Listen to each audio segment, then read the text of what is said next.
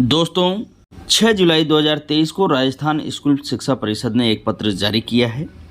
इस पत्र के अनुसार प्राथमिक और उच्च प्राथमिक विद्यालय में जो शिक्षक कक्षा 1 से 8 तक पढ़ाते हैं उन्होंने और माध्यमिक विद्यालयों में जो कक्षा 9 से 12 तक की कक्षाएं पढ़ाते हैं उन शिक्षकों ने दीक्षा मॉड्यूल पर जो ट्रेनिंग संपूर्ण किए हैं उनसे संबंधित एक गूगल फॉर्म भरना है। दोस्तों ये गूगल फॉर्म सभी को भरना है।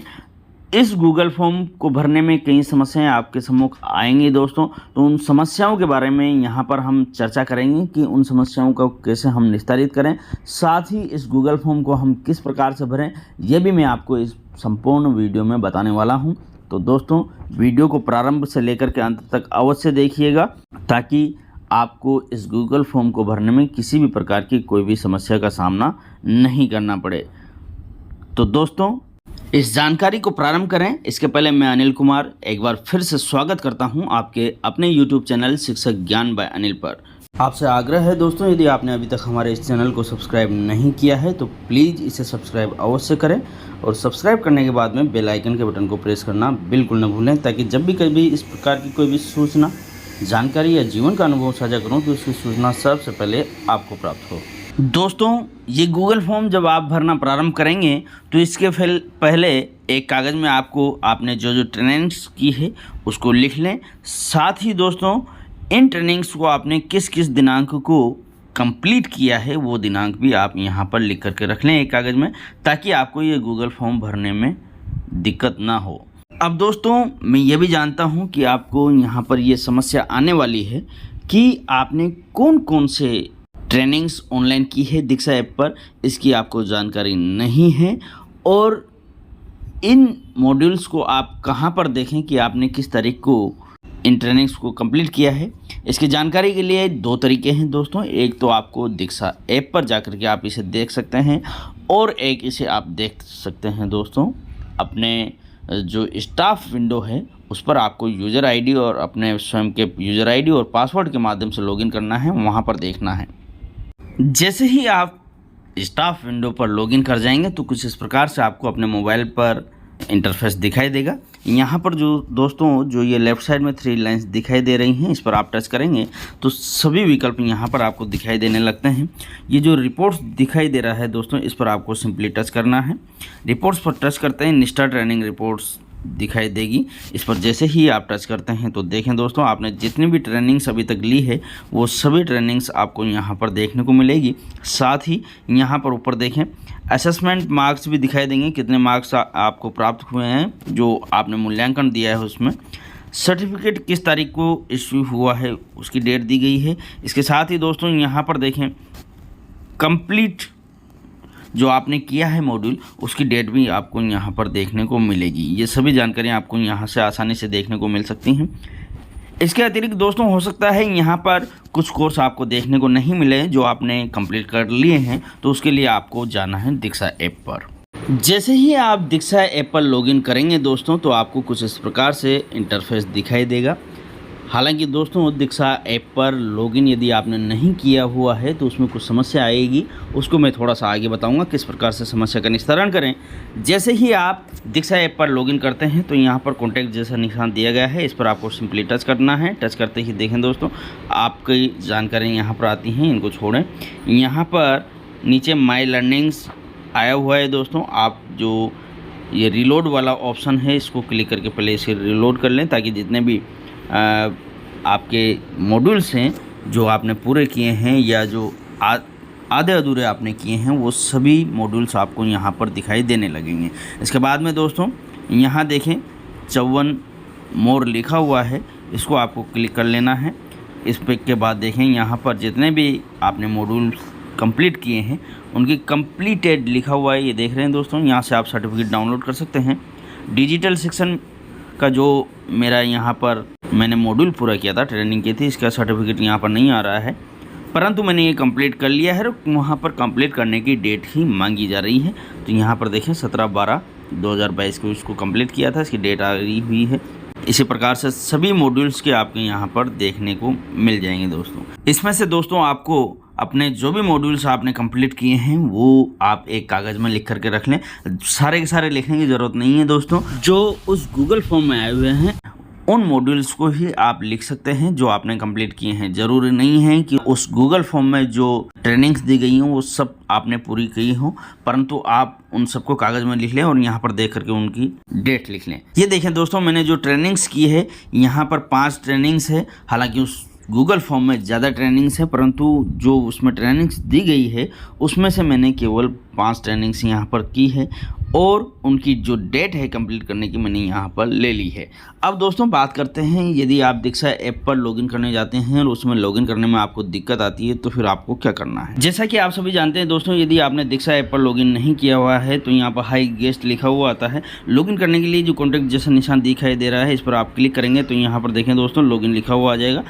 यहाँ से नहीं करना चाहते हैं तो होम पर आ जाएं। यहाँ पर ऊपर जो 3 लाइंस दी गई हैं इस पर आपको क्लिक करना है। नीचे देखिए लॉगिन दिया गया है, इस पर आपको क्लिक करना होता है। जैसे ही आप क्लिक करते हैं तो लॉगिन विद स्टेट सिस्टम पर आपको क्लिक करना होता है। यहाँ पर आपको अपना स्टेट सेलेक्ट करना होता है, जो भी आपका स्टेट है सबमिट करना होता है। यहाँ पर आपको अपनी यूज़र आईडी और पासवर्ड डालने होते हैं। यूज़र आईडी, पासवर्ड और कैप्चा डालने के बाद जैसे ही आप लॉगिन करते हैं तो देखें दोस्तों यहाँ पर इनवैलिड यूज़र आईडी और पासवर्ड कुछ इस प्रकार से एरर आ जाती है और आप लॉगिन नहीं कर पाते हैं। तो लॉगिन करने के लिए आप क्या तरीका अपनाएं वो भी मैं आपको यहाँ पर बता देता हूँ, ताकि आपको इसमें किसी प्रकार की समस्या का सामना न करना पड़े। जब आप दोस्तों यहाँ पर लॉगिन विद स्टेट सिस्टम करते हैं तो अभी हाल फिलहाल यहाँ पर लॉगिन विद स्टेट सिस्टम पर दोस्तों यह व्यवस्था नहीं दी गई है लॉगिन की। पहले लॉगिन विद स्टेट सिस्टम ही था, अभी हाल फिलहाल इसमें एरर आ रही है। तो दोस्तों इस पर आपको ज़्यादा उलझने की ज़रूरत नहीं है।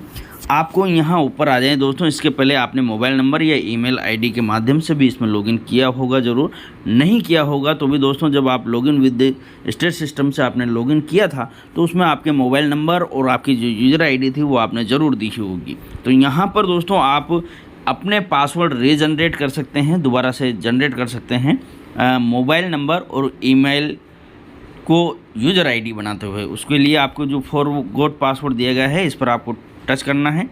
जैसे ही आप फॉरगॉट पासवर्ड पर टच करते हैं तो कुछ ये जानकारियाँ आ जाती है दोस्तों। यहाँ पर आप अपना जीमेल आईडी या फिर मोबाइल नंबर दोनों में से कोई सा भी ट्राई कर सकते हैं, एक से नहीं तो दोनों में जो भी आप चाहें, बारी बारी या चाहें तो बारी बारी से दोनों से ही ट्राई कर सकते हैं। यहाँ पर आपको अपना नाम डालना है। देखें दोस्तों जैसे कि मैं अपना मोबाइल नंबर डालता हूँ। यहाँ देखें दोस्तों मैंने अपना मोबाइल नंबर डाल दिया है और यहाँ पर अपना नाम डाल दिया है। इसके बाद में नेक्स्ट पर क्लिक करना है। नेक्स्ट पर क्लिक करते ही दोस्तों एक OTP आएगा इस मोबाइल पर। तो जो मोबाइल नंबर आपने डाला है इस पर आपको चेक बॉक्स पर मार्क कर लेना है, गेट OTP करना है। जैसे ही OTP पर आप टच करेंगे तो एक OTP आपके मोबाइल पर जाएगा, वो OTP आपको यहाँ पर इंदराज करना है और सबमिट OTP कर देना है। यहाँ देखें दोस्तों मैंने OTP डाल दिया है। उसके बाद में सबमिट पर क्लिक करना है। जैसे ही आप सबमिट पर क्लिक करते हैं तो कुछ ही देर में यहाँ पर आप नया पासवर्ड जनरेट कर लेंगे। नया पासवर्ड जो आप जनरेट करेंगे उसमें 8 कैरेक्टर अवश्य होना चाहिए, साथ ही उसमें नंबर्स भी होने चाहिए। लोअर केस मतलब स्मॉल लेटर्स होने चाहिए, अपर केस मतलब अल्फ़ाबेट्स होने चाहिए, कैपिटल लेटर्स होने चाहिए। इसी के साथ दोस्तों उसमें स्पेशल जो कैरेक्टर्स होते हैं वो भी होने चाहिए और इसमें बीच में कोई भी आपको गैप नहीं देना है। ये करने के बाद में दोस्तों आपको रीसेट पर क्लिक कर लेना है और आपका जो पासवर्ड है वो रीसेट हो जाएगा।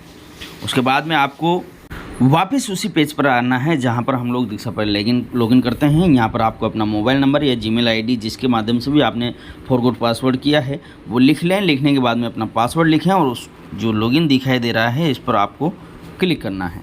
क्लिक करते ही दोस्तों थोड़ी देर में ये बुक अपने पेज पलटने लग जाती है। We are getting things ready please wait, मतलब लॉगिन हो रहा है और जो चीज़ें उसमें थी उन सबको ये तैयार कर रहा है।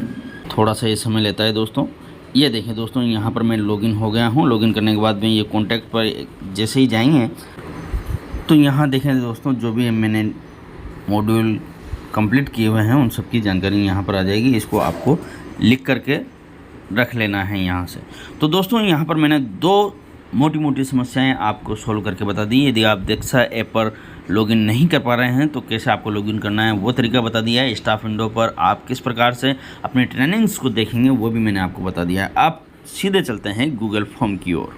यह है दोस्तों वो गूगल फॉर्म जो कि आपको भरना है। इसका लिंक और साथ ही दोस्तों इसके भरने का जो लेटर है उसको मैं अपने टेलीग्राम चैनल पर डाल दूंगा और उसका लिंक आपको डिस्क्रिप्शन बॉक्स में मिल जाएगा।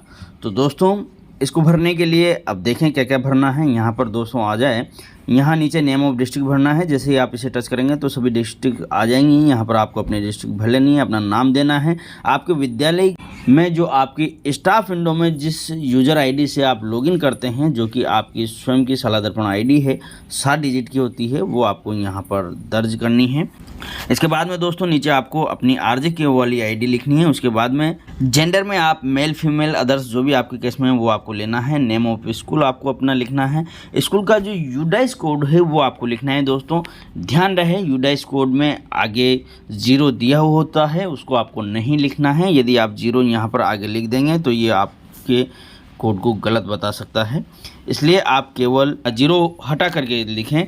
इसके बाद में दोस्तों बहुकक्षीय बहुस्तरीय शिक्षण का जो ट्रेनिंग थी वो आपने करी थी या नहीं करी थी तो आपको यस करना है, नीचे आना है और डेट लिखनी है। इसी प्रकार से यहाँ पर कुछ ट्रेनिंग्स दी गई हैं, यदि आपने करी हैं तो यस करें और उनकी डेट को आपको डालना है।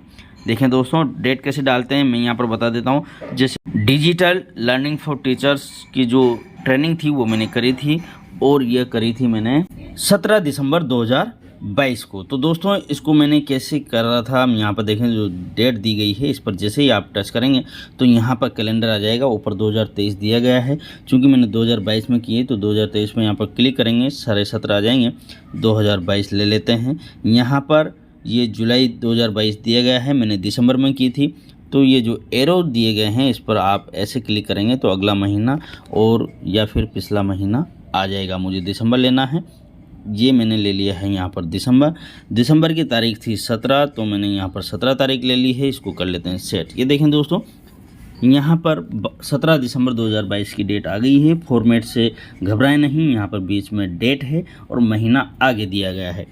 इसके बाद में दोस्तों नीचे आ जाएं, कुछ मॉड्यूल्स हैं, ये मॉड्यूल्स मैंने नहीं किए हैं दोस्तों तो यहाँ पर मैंने नो लिख दिया है। ये देखें सभी पर निश्चिंत होकर के आप नो लिख सकते हैं यदि आपने ट्रेनिंग नहीं ली है। और जब आपने ट्रेनिंग ली ही नहीं है तो डेट कहाँ से डालेंगे, इसलिए उसको भी आप छोड़ सकते हैं। रेड मार्क्ड जो है उसको भरना ज़रूरी है दोस्तों, यहाँ पर रेड मार्क दिए गए हैं इसलिए यस या नो तो आपको भरना ही पड़ेगा। और जो डेट है उसको भरना ज़रूरी नहीं है, उसमें रेड मार्क्ड नहीं है। नीचे आ जाएं दोस्तों, सभी को आप देख लें, जो आपने किया है उसे ज़रूर भरें, उसकी डेट भी डालें। यहाँ पर आपको अपना ईमेल एड्रेस डालना है, मोबाइल नंबर डालना है। करंटली स्टेटस क्या है आपका, कक्षा आप अधिकतर कक्षा 1 से 5 में पढ़ाते हैं तो लेवल फर्स्ट, अधिकतर कक्षा 6 से 8 में पढ़ाते हैं तो लेवल सेकंड का आपको यहाँ पर चयन करना है।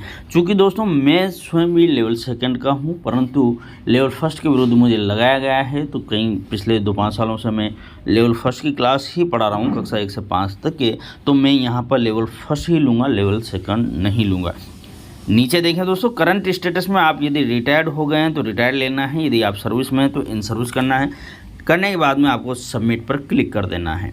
देखें दोस्तों जैसे ही आप सबमिट करेंगे तो ये यहाँ पर लिखा हुआ आ जाएगा your response has been recorded, आपका फॉर्म भर दिया गया है। तो इस प्रकार से दोस्तों आप अपना गूगल फॉर्म भर सकते हैं बड़ी आसानी से। आपने पूरा वीडियो देखा दोस्तों, इसके लिए आपका बहुत बहुत धन्यवाद, शुक्रिया।